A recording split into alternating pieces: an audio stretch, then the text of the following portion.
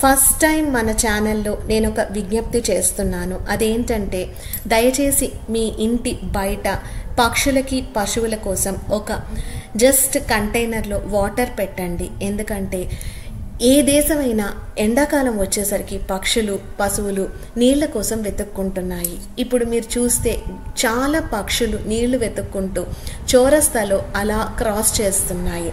దయగలిగిన చాలామంది పక్కకైతే ఆ పక్షుల్ని జరిపారు. పక్షులకి ఏమీ కాకుండా ఎవరికి వాళ్ళు జాగ్రత్త పడ్డారు. ఇది ప్రైమ్ ఏరియాలో చౌరస్తా.